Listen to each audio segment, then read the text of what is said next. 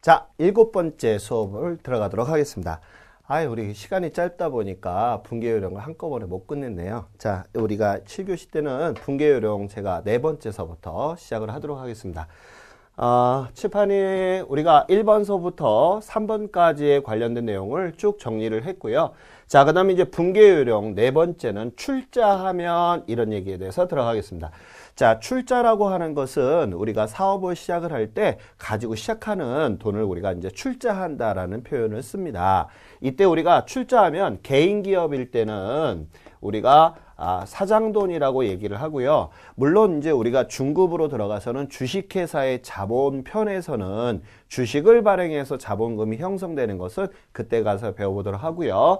자, 우리가 개인 기업 우리가 이것을 점주 이렇게도 얘기하는데 이렇게 두 가지를 배워보도록 하겠습니다. 자, 이때 사장돈을 자본금이라 하고요. 이때 사장이 회사에서 암만 개인 기업이라 하더라도 사적으로 갖다 회사 돈을 쓰게 되면 안 되잖아요. 이때 우리가 사적으로 쓴 돈을 우리는 뭐라고 한다? 인출금이라고 한다는 것입니다. 그러면 이 인출금은 나중에 우리가 결산 때에 나중에 정리를 해줘야 되는데요. 어디에서 빼주냐 하면 바로 자본금에서 차감한다는 거, 그거까지를 한번 같이 들어가 보도록 하겠습니다. 자, 한번 예를 들어 볼까요? 자, 현금을 1,000원을, 자, 1,000원을 쭉 하면서 출자하여, 자, 영업을 개시하다라고 한번 예를 들어 볼까요? 자, 그러게 되면 출자하다 이런 얘기는 내가 지금 사업을 시작했다는 얘기인데 이때 주의하실 점은 많은 학생들이 착각을 합니다. 현금을 쓴 거라고 생각을 하는데 현금을 지금 내가 가지고 시작했다는 얘기입니다. 하기 때문에 현금을 쓴 게 아니라 현금을 뭐 하고 있다? 가지고 있다는 점을 꼭 알아두시기 바래요. 그래서 우리가 키워드가 뭐냐면 출자해서 영업을 개시하다 라면 사업을 시작할 때 사장돈이 이런 얘기구나. 그래서 출자하면 무슨 금? 자본금. 그런데 뭘 가지고 시작했니? 라고 하니까 바로 현금을 가지고 시작했구나 라는 것을 알아두셔야 되겠습니다. 그래서 현금을 출자해서 영업을 개시하다 라고 하게 되면 자, 차변에 현금, 대변에 무슨 금? 자본금 이렇게 되겠고요. 만약에 또 현금이 아니라 현금만 가지면 안 되잖아요. 또 상품을 가지고 했다라고 하면 상품이 2,000원이었다라고 하게 되면 현금 또 상품 얼마 2,000원 하고요. 자본금은 얼마가 되는 거예요? 그쵸, 3,000원이 되겠죠.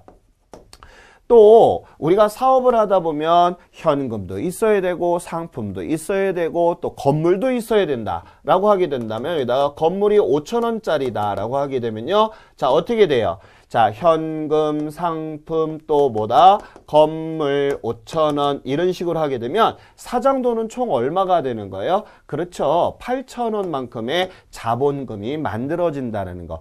이 외에도 계속 늘어나게 되면 자, 해당하는 자산의 계정 과목은 늘어나고 자본금은 점점 뭐가 된다? 증가된다는 점을 알아두시기 바랍니다.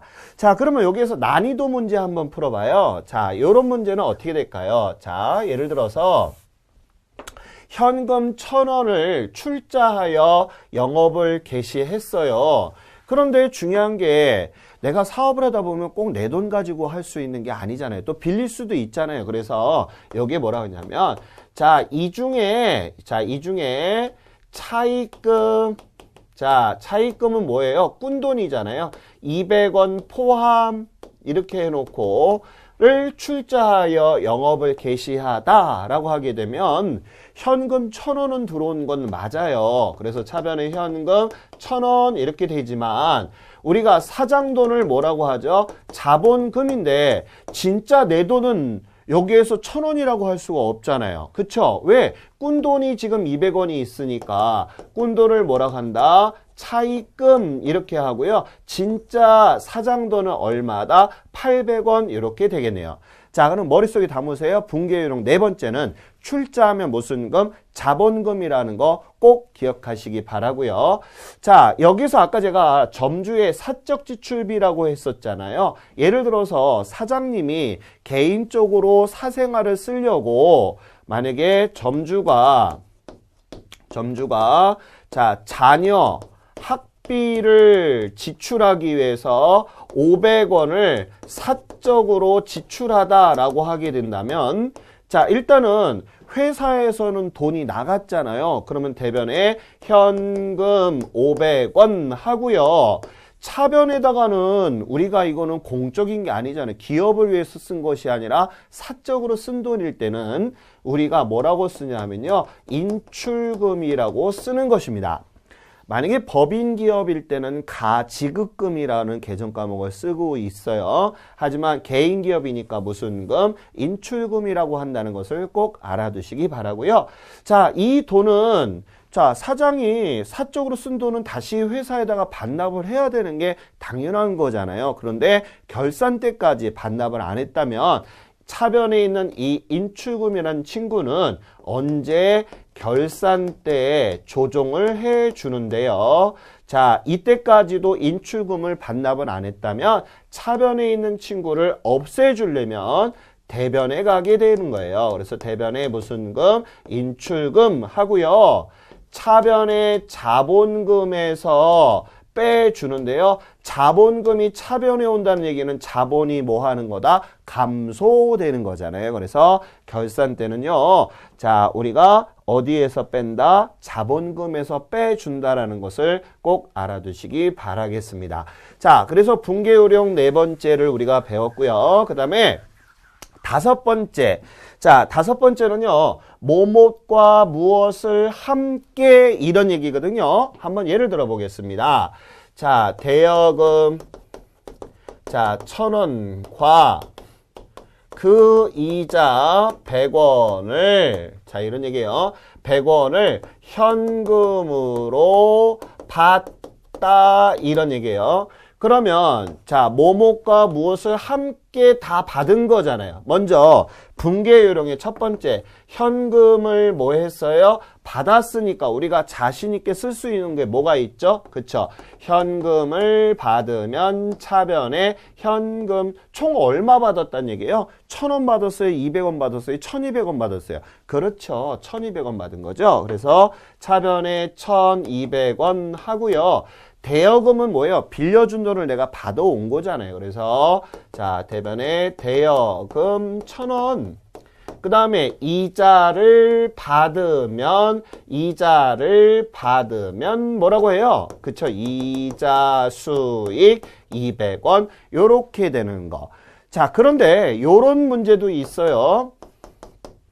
자, 대여금 1,000원에 대한 이자 100원을 현금으로 받다 라고 하는 경우가 있어요. 자, 이럴 때는 어떻게 되는 거예요? 뭐뭐에 대한이라는 얘기는 여기까지는 원인에 관련된 설명이니까 붕괴할 필요가 없는 것이고요. 뭐만 이자를 받았잖아요. 그래서 여기 부분만 붕괴를 하는 거죠. 그래서 현금을 받으면 차변에 현금 얼마 100원 하고요. 이자를 받으면 뭐라 하자? 이자 수익 100원 요렇게 회계 처리가 된다는 것입니다. 자, 이렇게 또 대여금과 그 이자 또 차입금과 뭐 이런 형태의 붕괴가 많이 있습니다. 그래서 붕괴요령 다섯 번째는 뭐뭇과 무엇을 함께라고 한다는 점, 뭐뭐에 대한 이런 거에 대해서 혼동이 없으시기를 바라요. 자, 그러면 제가 지금 5가지 외에 난이도 있는 거 하나만 더 우리 한번 들어가 볼까요? 자, 이런 것입니다. 자, 각종 시험에서도 여러분들이 제일 많이 틀리는 부분이 그런 부분이에요. 자, 한번 볼까요? 자, 진호는 영숙이한테 자, 현금 1,000원을 빌려주고 자, 빌려주고 차용 증서를 자, 받다. 자, 이거 진호가 붕괴하는 거예요. 진호가. 자, 진호는 돈을 누구한테, 영숙이한테 돈을 빌려줬잖아요. 그러면 진호는 현금이 뭐 했어요? 나갔잖아요. 그래서 대변의 현금 얼마? 1,000원 이렇게 될 것이고요. 자, 그 다음에 빌려줬으니까 빌려준 돈을 무슨 금이라 하죠? 그쵸, 대여금이라 하잖아요. 그래서 차변에 대여금 1,000원 이렇게 해요. 그러면 선생님 여기서 차용증서는 또 뭐예요? 또 궁금하잖아요. 그죠? 차용증서는 하나의 증빙이에요. 증빙. 자, 어떤 게 있느냐. 이런 거죠. 진호가 지금 영숙이한테 돈을 빌려줬는데 진호가 나중에 영숙이한테 돈 갚어 라고 했더니 내가 언제 너한테 돈 빌렸니? 라고 하게 오리발을 내민다면 어떻게 돼요? 대략 난감해지잖아요. 그럴 때는 뭔가 증거가 있어야 되는데 아무것도 없으면 나중에 우리가 받을 수 있는 구제책이 없기 때문에 항상 증거를 남기는데요. 차용증서는 각서 같은 거예요. 자, 몇 년 몇 월 며칠 날 진호는 영숙이한테 1,000원을 빌려주고 언제까지 갚기로 함을 자, 각서합니다. 이런 식으로 해서 서로 간에 자, 날인을 하고요. 증빙은 한 장만 만들고요. 원본은 진호가 보관하고 그 다음에 영숙이는 카피본을 보관해서 하게 되면 나중에 그런 일이 없겠죠. 근데 여기서 우리가 더 중요한 것은 차용증서보다도 법적인 구속력을 더 갖는 것이 있습니다. 그게 바로 뭐냐 하면 어음이라는 거예요. 근데 선생님 어음은 우리가 금융권에서 발행하는 것이지 우리 일반인들이 어음 같은 거는 구할 수가 없잖아요. 아니에요. 문방구에 가면 어음 용지를 팔아요. 그래서 우리가 보통 이것을 문방구 어음이라고 하는데 자, 그 문방구 어음은 엄청난 법적인 구속력을 갖고 있고요. 우리 왜 연속국 같은 데 보게 되면 제때 돈을 못 갚은 사람들한테 우리가 법적인 제재 조치를 하잖아요. 빨간 딱지 붙이는 거 보셨어요? 바로 그거예요. 그래서 자, 한번 예를 들어 보겠습니다. 빌려주고 자, 여기까지 빌려주고 자, 어음으로 받다. 자, 동에게 어음으로 받다 이렇게 된다면 진호가 붕괴 한번 해보도록 할까요? 자, 일단은 진호가 현금 1,000원을 빌려줬으니까 대변에 현금 1,000원이 나갔어요. 근데 차용증서는 우리가 증빙이 아니라고 그랬으니까 자, 증빙이라고 했으니까 붕괴할 필요가 없는데 분명히 뭐라고 그랬다 여기? 어음으로 받았단 말이에요. 그러면 우리 모든 친구들이 생각하는 게 어음을 받으면 무슨 어음?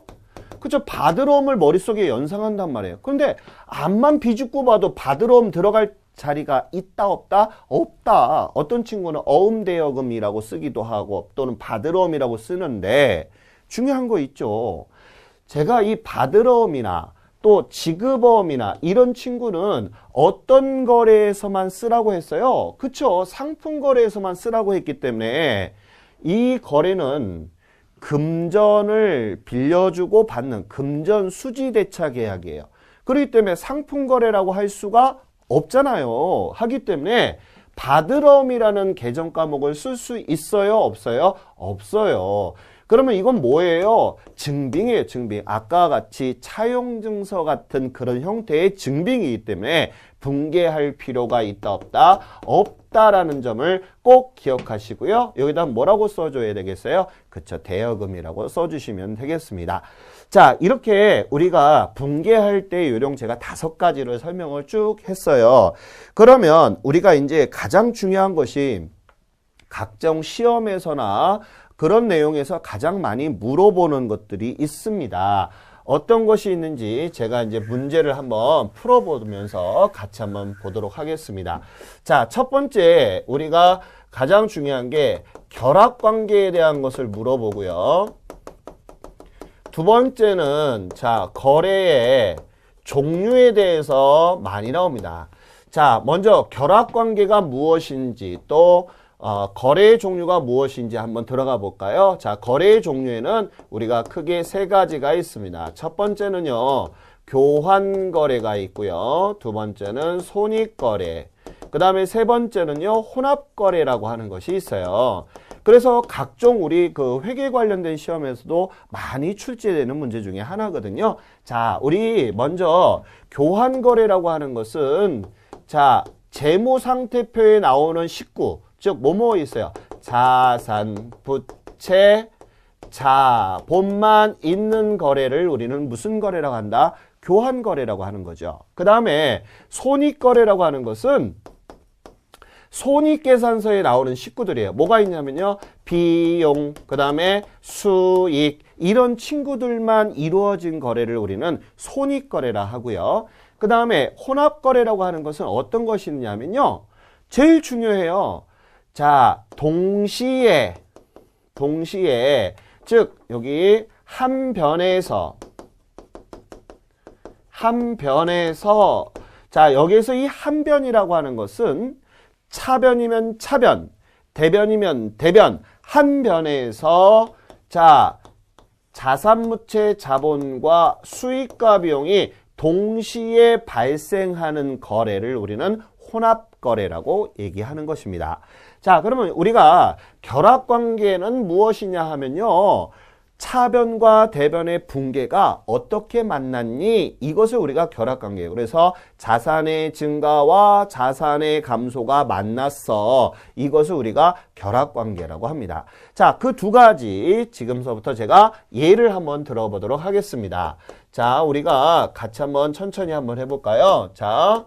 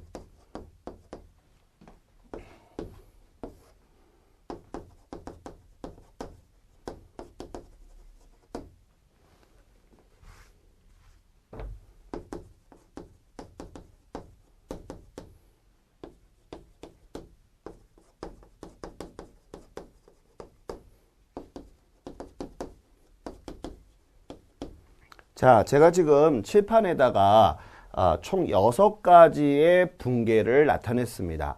자, 이제 여러분들이 붕괴를 갖다가 많은 연습을 하시게 되면 이 붕괴를 보고 나서도 이것은 어떤 거래인가를 여러분들이 알아보실 수 있어야 되는데요. 그것을 우리는 추정이라고 얘기를 합니다. 그래서 실무에서도 마찬가지, 여러분들이 이 다음에 직장 생활을 하실 때 밑에 직원들이 전표를 끊어서 왔을 때 이런 거래가 무엇이구나 라는 것을 많은 연습을 하시게 되면 붕괴를 많이 해야 되겠죠. 그래서 지금 짧은 시간에 여러분들과 함께 차근차근히 붕괴도 많이 풀어봐야 되겠지만 그렇지 못하는 게 좀 아쉽기도 하지만요. 여러분들 제가 지금 일단은 1번서부터 6번까지에 있는 거래를 가지고 저랑 같이 한번 연습을 해보도록 하겠습니다. 자, 첫 번째, 현금이 1,000원이 있고요. 대변에는 자본금이 있어요. 그러면 이게 어떤 내용이냐? 현금은 뭐다? 자산. 자산이 뭐예요? 차변에 있다는 얘기는 자산의 증가. 현금이 늘어났네. 즉 현금을 받았네. 왜 늘어났을까 봤더니 아까 제가 출자하면 뭐라고 그랬어요? 자, 사장돈, 그래서 자본의 증가, 이렇게 얘기했던 거 우리 기억나시죠? 그러니까 결론은 뭐예요? 현금 1,000원을 가지고 사업을 시작을 했다, 출자해서 시작했다, 이런 내용이 되겠네요. 자, 이렇게 자산의 증가, 자본의 증가 이렇게 나타나는 것을 우리는 무슨 관계를 한다? 결합관계라고 하는 거예요. 자, 여기도 볼까요? 상품은 자산이 차변에 있으면 증가, 상품이 늘었다는 얘기는 상품을 뭐 했다? 샀다 이런 얘기고요. 그러면 상품을 샀으면 돈이 나가야 되는데 어떻게 됐다 그랬어요? 외상으로 샀네. 그러면 외상 매입금이 늘었다는 얘기는 부채가 뭐 했다는 얘기예요? 증가했다는 얘기잖아요. 그러면 어떤 내용이에요?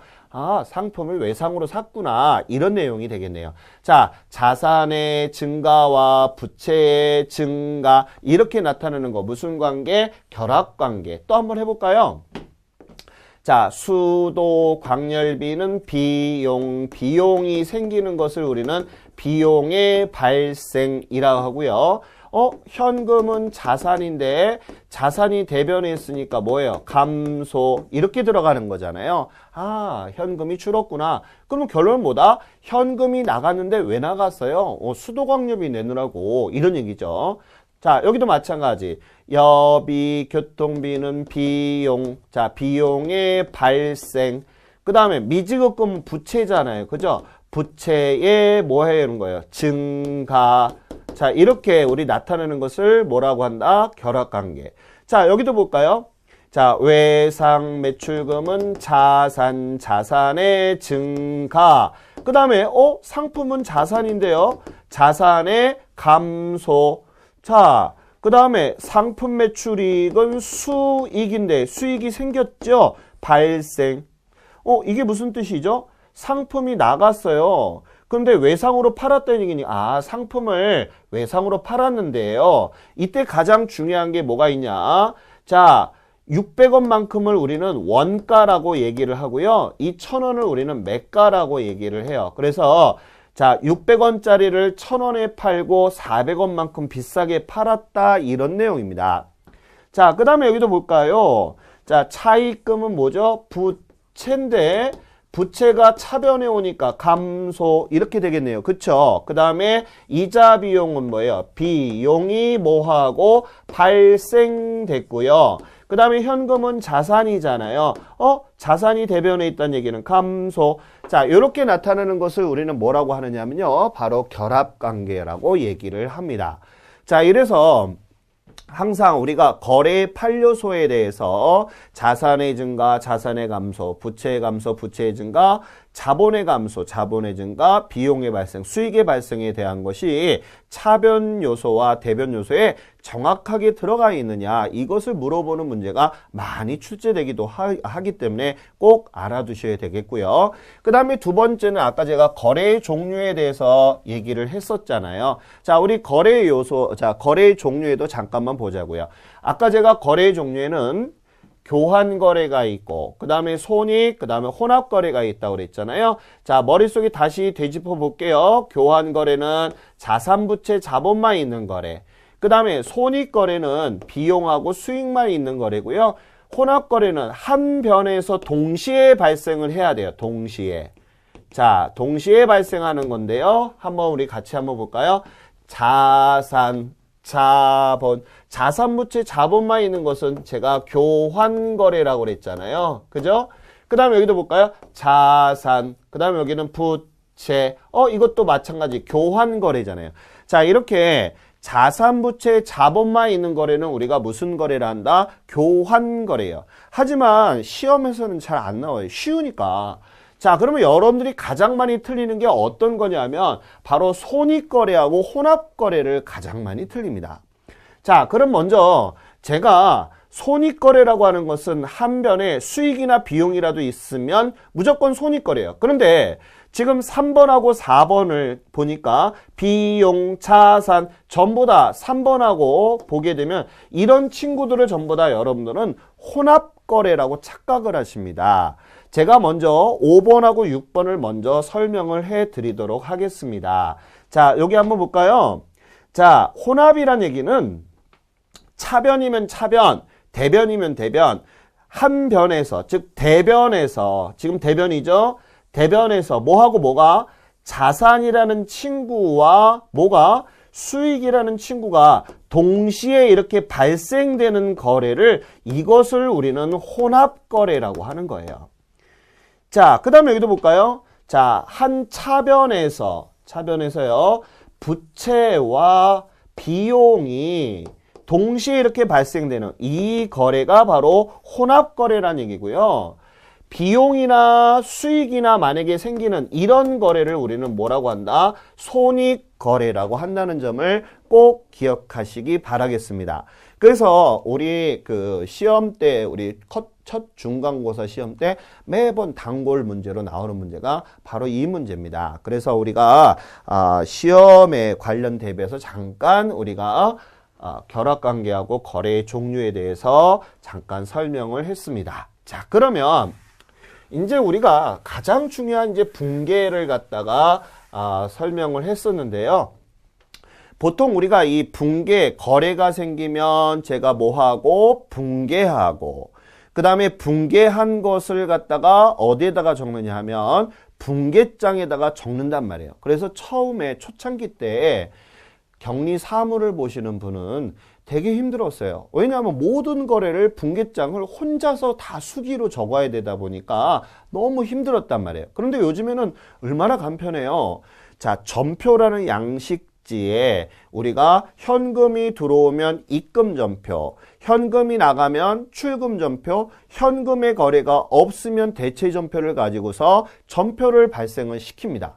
그리고 누구나 기초적인 상식을 우리가 알게 된다면 누구나 우리가 전표를 발생시킬 수 있거든요. 그 다음에 나중에 일과가 끝나면 색깔별로 분류를 해서 출금은 출금 전표, 입금은 입금, 대체는 대체 이렇게 해서 하루의 일과를 마감하는 표를 우리가 일개표라고 하는데요. 그게 이제 바로 시산표가 되는 것이죠.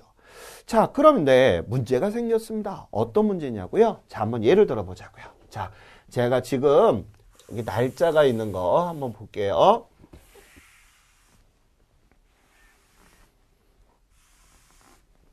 자, 빨간색으로 있고 되게 복잡하게 쓰니까 우리가 칠판이 좀 약간 복잡할 수가 있어요. 자, 우리 조금 무대 정리를 하겠습니다. 자, 우리 한번 볼까요? 만약에 이게 12월 달이라고 한번 해보겠습니다. 12월 1일, 2일, 자, 그 다음에 3일, 4일, 자, 이렇게, 자, 여기는 5일, 6일, 이렇게, 자, 12월 달에 잠깐 6일까지의 거래가 있었다라고 한번 예를 들어 보자고요. 자, 사장인 제가, 자, 우리 밑에 보는 출납 아가씨한테, 자, 미스 김, 지금 6일까지 현금이 얼마 남았어? 라고 물어봤단 말이에요. 그러면 미스 김은 어떻게 합니까? 차변에 있는 친구는 현금이 뭐한 거, 들어온 거. 그 다음에 대변에 있는 현금은 현금이 뭐한 거, 나간 거라는 거는 이미 우리가 배웠단 말이에요. 그쵸? 현금이 차변에 있으면 현금이 들어오고 그 다음에 대변에 있으면 현금이 나간 거라는 걸 안단 말이에요. 그래서 현금이 나간 거 이렇게 해서 또 여기도 대변에 현금이 나갔네요. 그쵸? 자, 이렇게 해서 사장님 얼마가 지금 현금이 있어요 라고 얘기를 할 수 있겠네요. 자, 예를 들어서 여기가 5,000원이라고 바꿔볼게요. 제가 그럼 5,000원에서 자 50원 나가고요. 그 다음에 1,200원이 나갔으니까 1,250원이 나가고 나머지는 빼주면 사장님 지금 현금이 얼마 남았어요 라고 얘기를 하는데, 자, 지금 여기 거래가 단순해서 그렇지 거래가 수백 개가 된다면 일일이 어떻게 돼요? 현금 계정만 일일이 봐야 될 것입니다. 또 만약에 미스 김 지금 상품이 우리 재고가 얼마 남아있지? 그러면 상품이 차변에 있으면 현금, 자, 상품이 들어오고 대변에 있으면 상품이 나간 거잖아요. 그쵸? 자, 이런 것 등을 일일이 찾아서 계산하니까 너무 번거롭더라 이런 얘기죠. 그래서 우리 거래가 생기면, 자, 거래가 생기면 우리가 뭐를 했다? 거래가 생기면 붕괴를 했었고요. 그 다음에 붕괴한 것을 가지고서 쉽게 각 계정마다 자기 집을 만들어 주자라고 해서 만들어 줘서 거기다가 적는 것을 우리는 전기라고 합니다. 자, 그 맛만 보고서 오늘 잠깐 정리 좀 한번 해보자고요. 자, 첫 번째 계정이라고 하는 것서부터 맛을 보도록 하겠습니다. 자, 우리가 계정이라고 하는 거, 자, 계정은 뭐냐 하면요, 쉽게 집이라고 생각하세요. 집. 자, 이런 T자 계정이라고 얘기를 하거든요. T자처럼 생겼잖아요. 그럼 우리가 현재 우리가 살고 있는 집에도 문패가 있고 번지수가 있는 것처럼 우리 회계에서도 이런 계정에는 집하고 똑같아요. 만약에 여기다 현금, 자, 집주인이 있잖아요. 이것을 우리는 계정 과목이라고 얘기하고요. 그 다음에 여기는 번지수가 있는데요. 이것을 옛날에는 왜 문방구 가다 보면 검정색으로 생긴 장부 혹시 보신 적 있어요? 자, 이런 것을 우리가 장부, 원면의 번호, 원장 번호 이렇게 얘기도 하는데요. 자, 이 번호가 빠르면 빠를수록 바로 움직임이 많다는 거예요. 즉, 유동성이 강하다는 얘기입니다. 그래서 번호를 주게 되는 거죠. 자, 그럼 먼저 우리가 이 장부에 자, 왼쪽 차변, 오른쪽 대변이라고 하는 것을 적어 보도록 할 건데요. 자, 우리 한번 예를 들어 보겠습니다. 자, 예를 들어서 12월 1일 날, 자, 현금 1,000원. 자, 대변에 자본금 1,000원. 그 다음에요, 2일 날 보니까 상품, 자, 200원, 현금 200원. 3일 날, 자, 차변에 비품, 자, 200원, 그 다음에 대변에 현금 200원. 4일날 상품을 팔았어요. 자, 만약에 700원. 자, 여기다가 현금으로 상품을 팔고 700원을 받았다라고 한번 해보고요. 자, 요 단순한 거 우리가 계정에다가 전기하고서 잠깐 정리할게요. 자, 한번 볼게요. 자, 이렇게 된다면 차변에 현금이 있으면 현금이 뭐한 거? 들어온 거. 자, 대변에 있으면 현금이 뭐한 거? 나간 거. 그 다음에 차변에 있으면 현금이 뭐한 거? 들어온 거. 이런 것 등을 일일이 보고 나서 계산하면 번거롭잖아요. 그래서 각 계정 과목마다 자기 집을 만들어 줬는데요. 그 집을 우리는 뭐라고 얘기한다고요? 계정이라고 한다고요. 하우스, 집이다 이런 얘기예요. 그래서 이런 T자 계정들을 다 모아놓은 것을 우리는 뭐라고 하냐면요. 바로 총계정 원장이라고 해요. 토탈 이런 얘기예요. 토탈. 자, 한꺼번에 다 모아놨다 이런 얘기예요. 자, 그러면 아까 제가 얘기한 것처럼 이 집주인은 누구다? 현금이라고 그랬잖아요. 그럼 이 집에는 현금만 쓸 수 있는 거예요. 그러면 우리가 현금만 쓰는 거 잠깐 한번 전기 한번 해보자고요. 자, 먼저 볼까요? 자, 제일 먼저 전기할 때는 날짜를 적어요.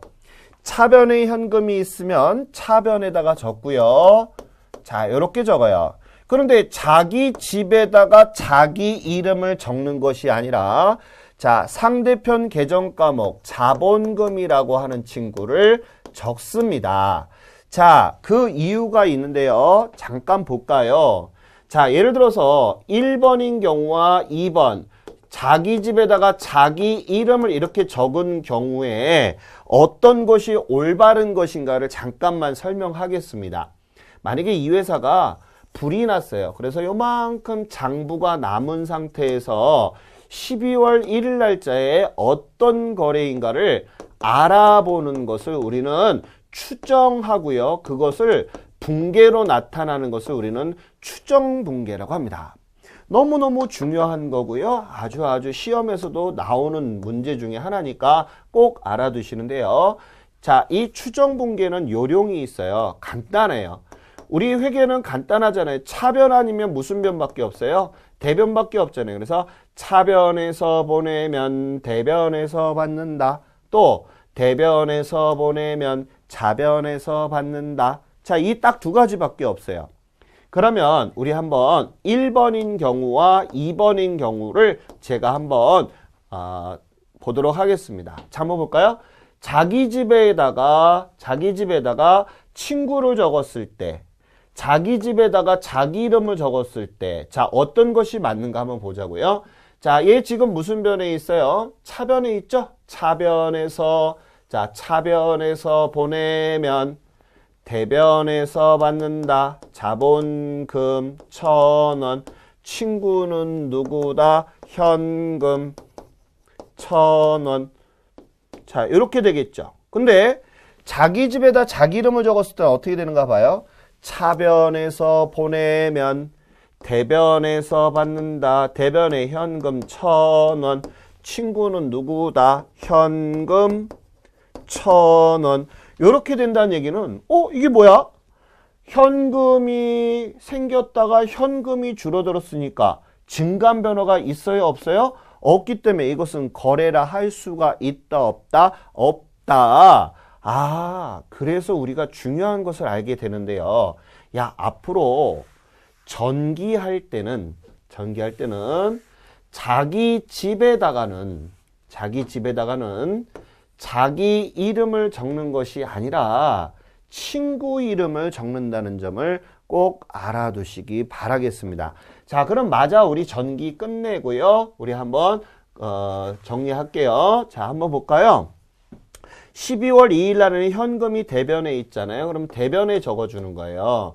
현금이 대변에 있으면 대변에 적어요. 자, 200원. 친구는 누구라고 적는다? 상품. 그 다음에요. 저 3일 날이죠. 자, 현금이 대변에 있어요. 자, 그러면 이게 무슨 뜻이에요? 비품. 이렇게 되고요.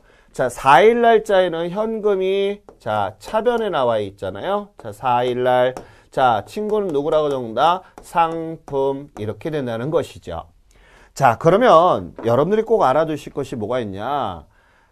단순히 기계적으로 붕괴한 것을 전기하는 걸로 끝나시면 안 되고요. 이 계정을 보고 이 장부를 보고 현금이 어떻게 지금 되어 있는가를 느끼시는 게 가장 중요합니다. 자, 우리 배운 대로 하고서 정리할게요. 현금은 자산, 자산의 증가는 차변, 감소는 대변, 이런 얘기죠. 그러면 차변에 있는 친구인 1,000원하고 700원은 현금이 뭐 했다? 늘어났다. 즉 현금을 뭐 했다? 받았다. 이런 얘기고요.